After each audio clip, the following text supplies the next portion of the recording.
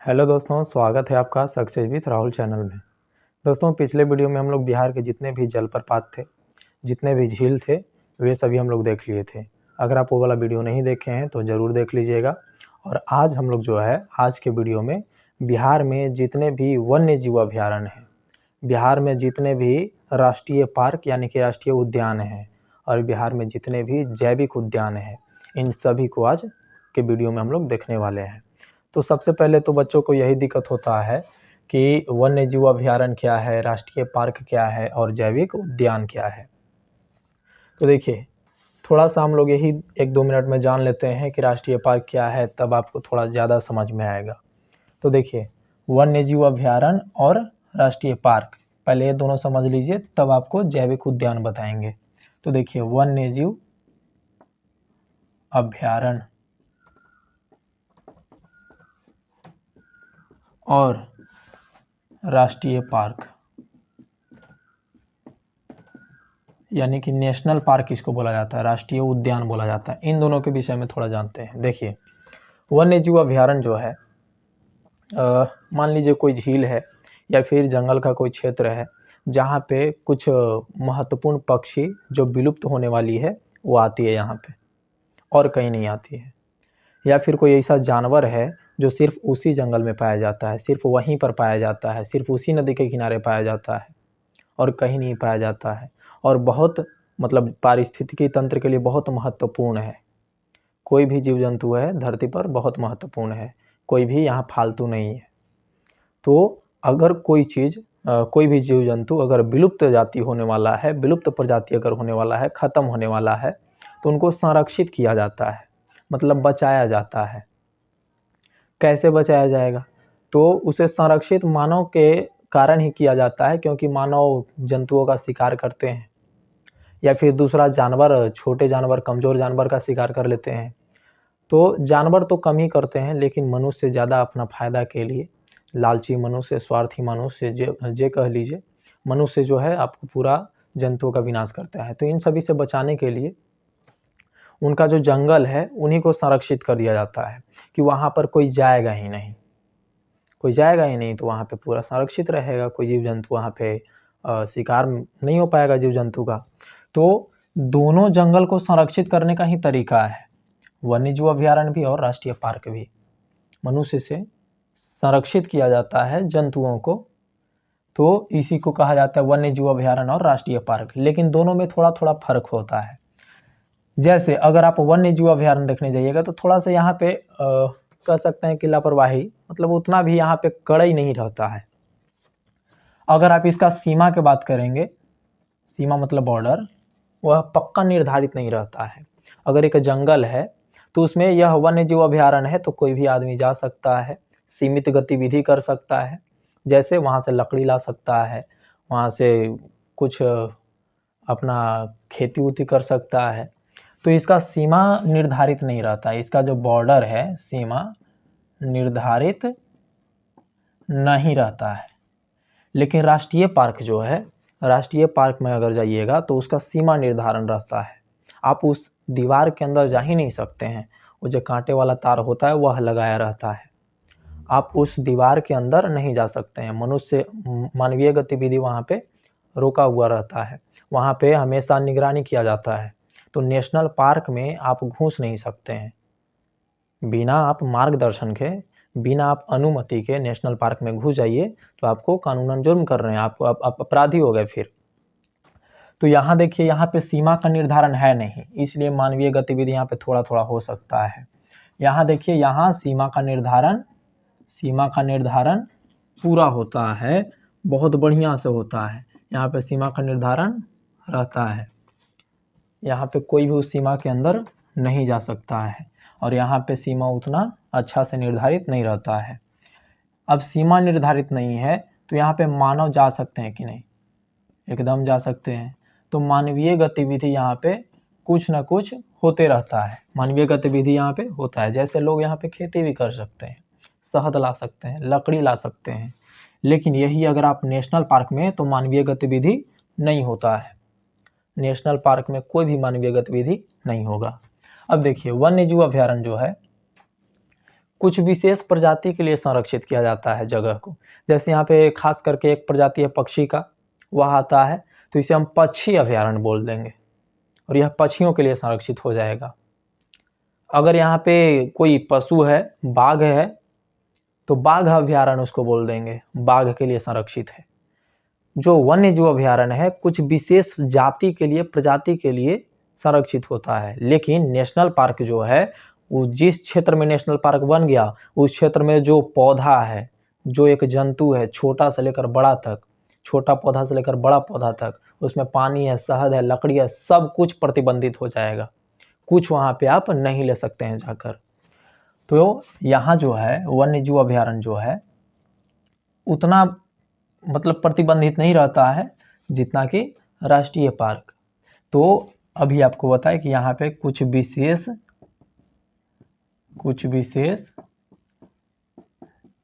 जाति के जंतुओं, जाति मतलब प्रजाति, स्पीसीज, जैसे गाय एक जाति है, कुत्ता एक जाति है, मनुष्य एक जाति है, उसी प्रकार से यह कुछ विशेष जातियों के लिए वन्यजीव अभयारण्य बनाया जाता है। लेकिन जहाँ पे आपको राष्ट्रीय पार्क यानी नेशनल पार्क बन जाएगा वहाँ का पौधा से लेकर छोटा जीव से लेकर बड़ा जीव तक सब कुछ संरक्षित हो जाएगा। यानी कि पूरा इकोसिस्टम जो वहाँ पे है, या कह सकते हैं पारितंत्र, पारिस्थितिकी तंत्र, जो जैव विविधता वहाँ पे है, सब कुछ वहाँ संरक्षित हो जाता है। तो यहाँ जो है राष्ट्रीय पार्क, पारिस्थितिकी तंत्र को पारितंत्र भी कहते हैं, तो पारितंत्र को संरक्षित किया जाता है, पारिस्थितिकी तंत्र को संरक्षित किया जाता है। लेकिन यहाँ कुछ विशेष जाति को संरक्षित किया जाता है। तो इतना आपको थोड़ा थोड़ा अंतर समझ में आ गया होगा कि यहाँ पे उतना ज़्यादा वन्यजीव अभयारण्य में उतना कड़ा नियम कानून नहीं होता है, लेकिन यहाँ राष्ट्रीय पार्क में थोड़ा नियम कानून होता है। तो इतना आपको समझ में आ रहा होगा, तो धीरे धीरे आप लोग नोट करते चलिएगा, आपको और बढ़िया से समझ में आएगा। और एक चीज़ और थोड़ा अंतर जानिएगा कि अगर आप किसी क्षेत्र को, मान लीजिए जंगल है, इस क्षेत्र को आप पहले पशु अभयारण्य बनाए या पक्षी अभयारण्य बनाए, क्या बनाए आप? अभयारण्य। और अब मन किया आपको कि इसको अभयारण्य से हम इसको पूरा नेशनल पार्क बना दें, तो अभयारण्य से नेशनल पार्क बनाया जा सकता है? तो एकदम बनाया जा सकता है। आप अभयारण्य को किसमें अपग्रेड कर सकते हैं? नेशनल पार्क में। लेकिन अगर आप सोचे कि यह क्षेत्र नेशनल पार्क है और नेशनल पार्क से हम इसको अभयारण्य बना दें, तो ये संभव नहीं है। यानी कि यहाँ पे आप इसको क्या अंग्रेजी में बोलेंगे? डाउनग्रेड। हाँ, अंग्रेजी में इसको डाउनग्रेड, इसको अपग्रेड। तो वन्यजीव अभयारण्य जो है इसे आप अपग्रेड कर सकते हैं। अपग्रेड कहने का मतलब क्या है? इसको अभयारण्य से आप क्या बना सकते हैं? नेशनल पार्क बना सकते हैं। लेकिन यहाँ पे आप डाउनग्रेड नहीं कर सकते हैं, डाउनग्रेड नहीं। इसका मतलब क्या है कि नेशनल पार्क से अभयारण्य इसको नहीं बना सकते हैं आप। नेशनल पार्क ज़्यादा महत्वपूर्ण है, जंतुओं के लिए ज़्यादा सुरक्षित है, और जो बहुत ज़्यादा संकटग्रस्त क्षेत्र होता है जैव विविधता के लिए, उसी को नेशनल पार्क बनाया जाता है। जैव विविधता के लिए जो बहुत अच्छा है, तो वैसे क्षेत्र को अगर आप नेशनल पार्क बना दिए और बाद में अपने फायदे के लिए फिर उसको अभयारण्य बना देंगे, तो ये गलत है। तो इसलिए यहाँ पे इसका डाउनग्रेड नहीं हो सकता है, यहाँ पे इसका अपग्रेड हो सकता है। तो यह हुआ आपको वन्यजीव अभयारण्य और राष्ट्रीय पार्क में थोड़ा अंतर। अब आप लोग थोड़ा जैविक उद्यान समझिए। जैविक उद्यान समझने के लिए आप लोग चिड़ियाघर जानते होंगे। चिड़ियाघर आप लोग कभी गए नहीं हैं तो कम से कम फ़ोन पे देख लीजिएगा, या फिर ऐसे जानते होंगे कि चिड़ियाघर में जेल जैसा कमरा बना हुआ रहता है, उसमें जंतुओं को लाया जाता है लोगों को दिखाने के लिए और उन पर अनुसंधान करने के लिए, मतलब खोजबीन करने के लिए किसके अंदर क्या है उसके बारे में अध्ययन करने के लिए उसे एक कमरा में बंद करके रखा जाता है, मतलब जिसमें उसको खाना पीना सब कुछ दिया जाता है, मतलब एक कैदी के जैसा, और सबको दिखाया जाता है और पैसा उससे लिया जाता है। तो यह है चिड़ियाघर। लेकिन चिड़ियाघर के जैसा ही आपको होता है जैविक उद्यान। जैसे बिहार में पटना में है संजय गांधी जैविक उद्यान, तो चिड़ियाघर भी है, जैविक उद्यान भी है। जैविक उद्यान होता क्या है? तो देखिए, जो जंतु आपको जंगल में पाया जाता है उनको लाया जाता है जंगल से किसी दूसरे स्थान पे सुरक्षित जगह पे, क्योंकि जंगल में कब कौन मार दे आकर इसको कोई ठीक नहीं है। तो जंगल से सुरक्षित स्थान पे लाया जाता है और उसको उसी तरह से प्राकृतिक आवास दिया जाता है जैसे इसको जंगल में मिलता था। तो इसको कमरा में नहीं रखा जाता है, एक वैसा क्षेत्र उसको बाउंड्री बना दिया जाता है, उसमें वैसा ही आपको इसका आवास देखने को मिलेगा जैसे इसको जंगल में मिलता था। यहाँ पे प्राकृतिक आवास दिया जाता है, कमरा में बंद नहीं किया जाता है।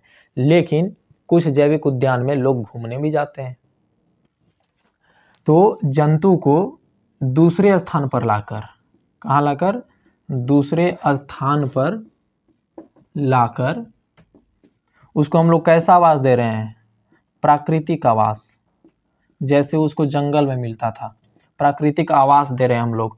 तब इसी को हम लोग क्या कहेंगे, जैविक उद्यान कहेंगे। क्या कहेंगे, जैविक उद्यान। जैसे बिहार में एकमात्र जैविक उद्यान है संजय गांधी जैविक उद्यान पटना। पटना के चिड़ियाघर में कोई कोई बोल देते हैं उनको, ठीक है, चिड़ियाघर भी है, उसमें लोगों को देखने के लिए भी भेजा जाता है। तो आपको वन्य जीव अभयारण्य और राष्ट्रीय पार्क और जैविक उद्यान तीनों का मतलब समझ आ गया होगा। तो अब देखिए बिहार में कितना कितना है, बिहार में कितना वन्य जीव अभयारण्य है, बिहार में कितना नेशनल पार्क है और बिहार में कितना जैविक उद्यान है। तो अभी बताएं कि बिहार में जैविक उद्यान की संख्या मात्र 1 है और वह कौन है, संजय गांधी जैविक उद्यान। और यह संजय गांधी जैविक उद्यान है कहाँ, तो पटना। तो संजय गांधी जैविक उद्यान के विषय में पढ़ लेंगे। अच्छा, फिर देखिए नेशनल पार्क कितना है, तो नेशनल पार्क भी बिहार में मात्र 1 है और वह है वाल्मीकि राष्ट्रीय उद्यान, जो आपको कहाँ है, तो पश्चिम चंपारण में है। तो नेशनल पार्क के विषय में पढ़ लेंगे, वाल्मीकि के विषय में। और वन्य जीव अभयारण्य बिहार में अभी वर्तमान समय में 21 को है। कितना है, 21। तो हम लोग टोटल 21 नहीं पढ़ेंगे, 8-10 जो महत्वपूर्ण है वही पढ़ लेंगे। जैसे वाल्मीकि टाइगर रिजर्व भी है, नेशनल पार्क भी है और वन्य जीव अभयारण्य भी है। तो कुछ महत्वपूर्ण आपको वन्य जीव अभयारण्य, नेशनल पार्क और जैविक उद्यान इतना पढ़ लेना है। संजय गांधी जैविक उद्यान है कहाँ, तो अभी बताएं, पटना में। कहाँ है, पटना में। संजय गांधी जैविक उद्यान जो है इसका स्थापना हुआ था, स्थापना 1969 ईस्वी में। कब हुआ था, 1969 ईस्वी में। इसका क्षेत्रफल देखिएगा, क्षेत्रफल, तो इसका क्षेत्रफल है 153 वर्ग किलोमीटर। कितना है क्षेत्रफल, 153 वर्ग किलोमीटर में फैला हुआ है। अब देखिए ये है किसके लिए प्रसिद्ध, तो ये जो है यहाँ पे सबसे ज़्यादा फेमस, माने कई बार सवाल पूछा जा चुका है, यहाँ पे एक प्रजनन केंद्र है गेंडा का। गेंडा का क्या है, प्रजनन केंद्र, मतलब गेंडा को पैदा किया जाता है यहाँ पे। प्रजनन केंद्र मतलब कृत्रिम विधि द्वारा सीमेंट डालकर, जैसे गाय भैंस को आप लोग देखे होंगे, तो वही प्रजनन केंद्र यहाँ है। तो विश्व का दूसरा सबसे बड़ा प्रजनन केंद्र है और एशिया का सबसे बड़ा प्रजनन केंद्र। तो आपको याद रखना है, संजय गांधी जैविक उद्यान में जाइएगा आप तो आपको हिरण भी मिलेगा, बाघ भी मिलेगा, चीता भी मिलेगा, और आपको हिरण तो बोल ही दिए, चीतल भी मिलेगा आपको, हाथी भी मिल ही जाएगा, और छोटा मोटा जानवर तो रहता ही है। तो ये सभी आपको जैविक उद्यान में आपको देखने को मिलेगा। लेकिन यहाँ गेंडा भी मिलेगा आपको। लेकिन सबसे महत्वपूर्ण यहाँ चीज़ याद रखना है कि यह विश्व का दूसरा एवं भारत का नहीं पूरे एशिया का, तो भारत का भी हो जाएगा, विश्व का दूसरा एवं एशिया का पहला सबसे बड़ा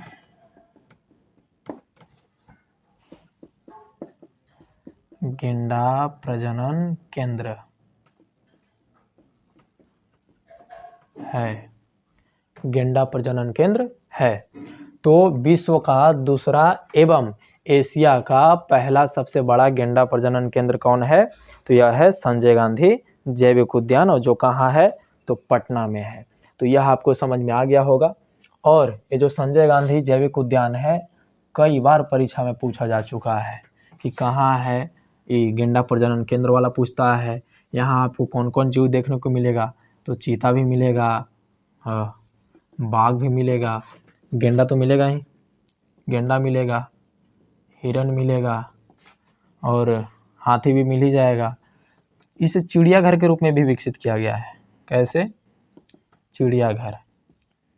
चिड़ियाघर मतलब लोग टिकट देते हैं और वहाँ पे जाकर जानवर को देखते हैं, तो चिड़ियाघर के रूप में विकसित हुआ है।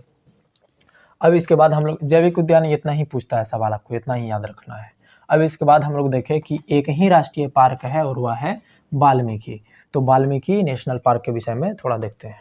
अब हम लोग बिहार का एकमात्र एकलौता नेशनल पार्क देखने जा रहे हैं जिसका नाम है वाल्मीकि नेशनल पार्क। देखिए, वाल्मीकि नेशनल पार्क भी है, टाइगर रिजर्व भी है और वन्यजीव अभयारण्य भी है। वन्यजीव अभयारण्य तीनों है वाल्मीकि। देखिए, ये जो वाल्मीकि वन्यजीव अभयारण्य है, इसका स्थापना हुआ था 1978 में। इसका स्थापना कब हुआ था?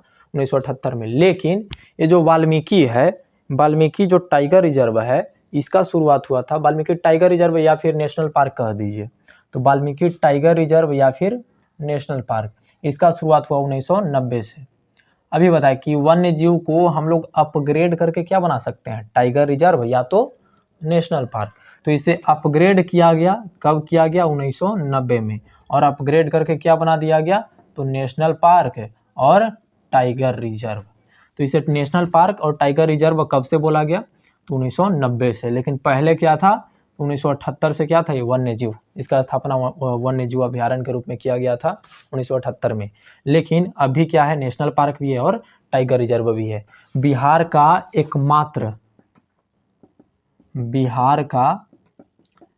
एकमात्र नेशनल पार्क और टाइगर रिजर्व, यह दोनों कौन है? तो वाल्मीकि है। कहाँ पे?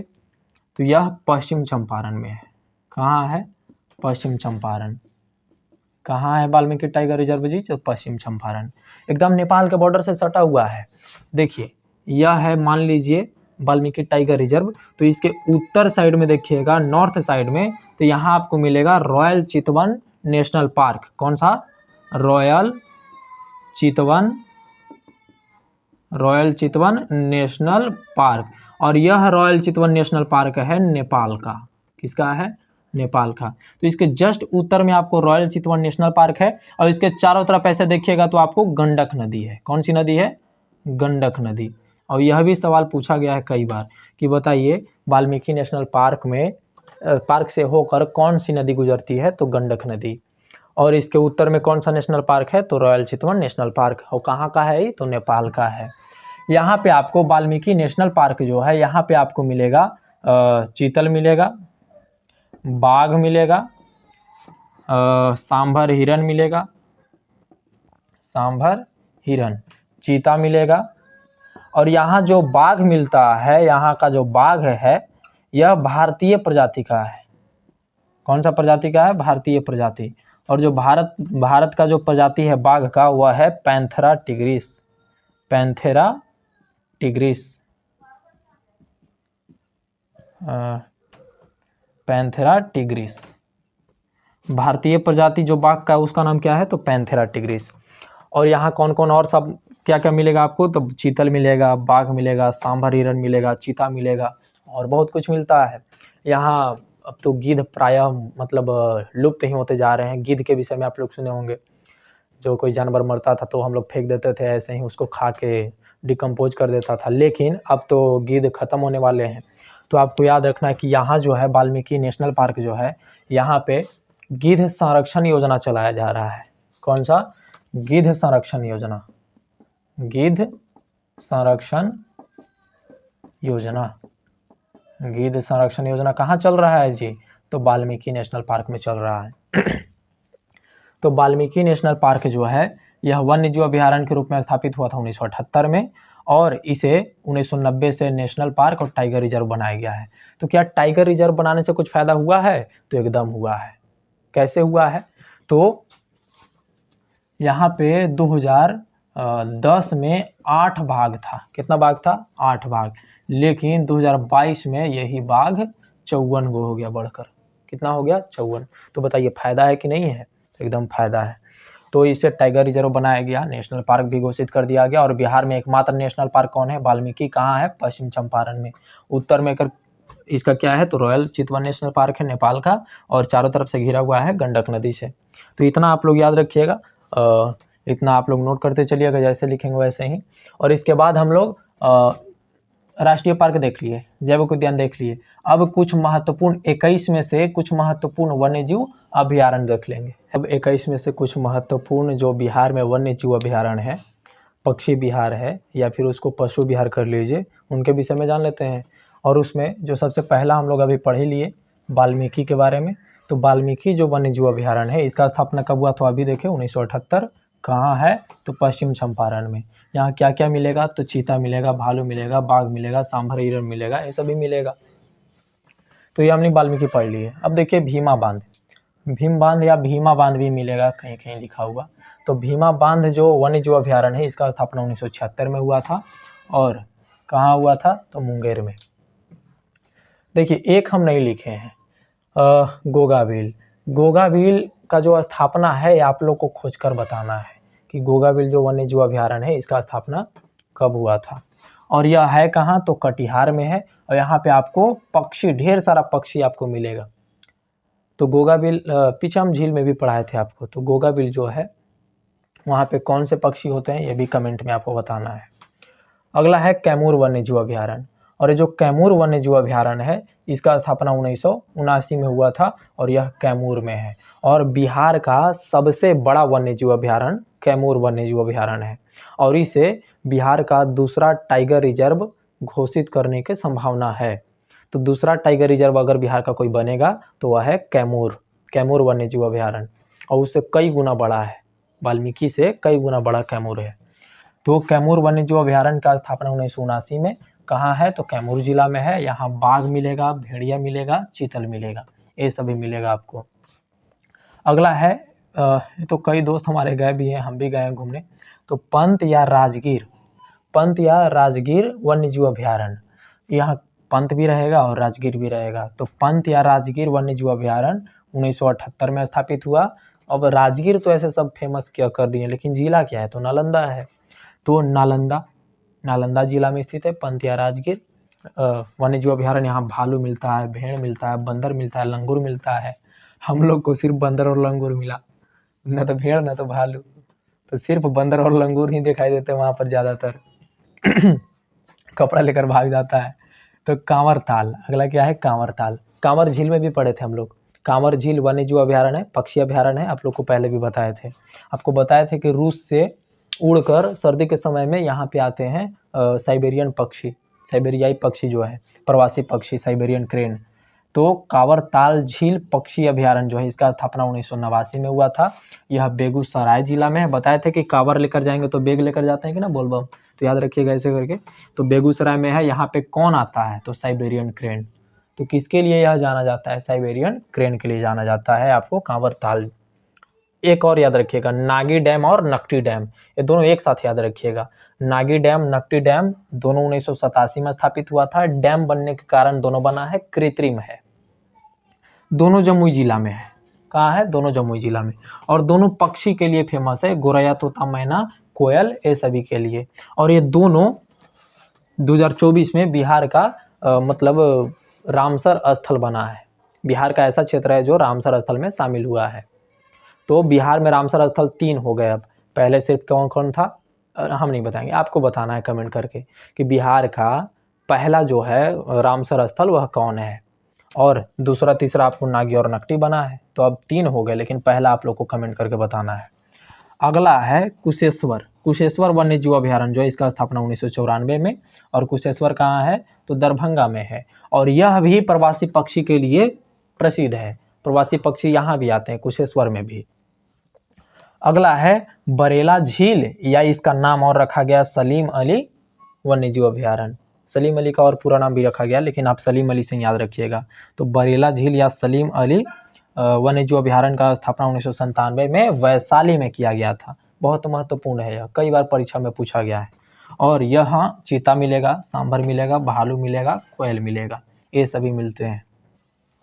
अगला है गौतम बुद्ध। गौतम बुद्ध को ज्ञान की प्राप्ति कहाँ हुआ था? बोध गया में। तो यह बोध गया में ही है, लेकिन जिला पूछे तो गया जी। तो कौन सा जिला? गया जी। गया जी नाम हो गया ना। तो गया जी जिला में स्थित है गौतम बुद्ध वन्यजीव अभयारण्य। इसका स्थापना 1976 में हुआ था। यहाँ तेंदुआ भी मिलता है, चीता भी मिलता है, हिरन भी मिलता है, चीतल भी मिलेगा। लेकिन आपको सिर्फ देखने को कौन मिलेगा? हिरन। ये सभी नहीं मिलता है, ये सभी मिल जाएगा तो फाड़ के रख देगा। तो अगला है विक्रमशिला गांगे डॉल्फिन अभयारण्य। ये ऐसा अभयारण्य है जो जलीय अभयारण्य है। अभी बताइए, इसमें एक चीज़ जो न लिखे हैं आपको लिखे हैं, कैमूर सबसे बड़ा है, दूसरा टाइगर रिजर्व बन सकता है, नोट कर लीजिएगा। और ये जो विक्रमशिला गांगे डॉल्फिन अभयारण्य है, यह जलीय अभयारण्य है। कैसा अभयारण्य है? जलीय। अब जलीय है तो आप लोग को पता ही होगा यहाँ पे कौन रहेगा? भैंस का तो रहेगी नहीं, तो यहाँ कौन रहेगा? तो जलीय जीव रहेगा। तो जलीय जीव के लिए प्रसिद्ध है। इसका स्थापना 1990-91 में हुआ था। और यह जो है दरभंगा और जमुई दोनों में फैला हुआ है। तो दरभंगा और मुंगेर होगा जी, जमुई नहीं। लेकिन यह भागलपुर आपको याद रखना है, ज़्यादा उतना टेंशन नहीं लेना, भागलपुर ही ऑप्शन देता है। 1990-91 में विक्रमशिला गांगे डॉल्फिन अभयारण्य भागलपुर में 1990-91 में स्थापित हुआ। यहाँ ताजे पानी के मछली और कछुआ के लिए प्रसिद्ध है। यह ताजे पानी के मछली और कछुआ के लिए प्रसिद्ध है। तो आप जैसे हम लिखे हैं वैसे ही कॉलम बनाकर लिख लीजिएगा और यह कॉलम याद कर लीजिएगा। एक यहाँ से सवाल रहेगा ही आपको। और जितना बताया, संजय गांधी जैविक उद्यान, Valmiki national park, tiger reserve और उसके पहले जो आपको समझा है। इस वीडियो को इतना ही रखते हैं, समझ में आया होगा। और अगर ना समझ में आया होगा तो कमेंट करके कुछ पूछ सकते हैं। आज का वीडियो इतना ही रखते हैं, पसंद आया होगा तो लाइक शेयर कमेंट कीजिएगा। धन्यवाद।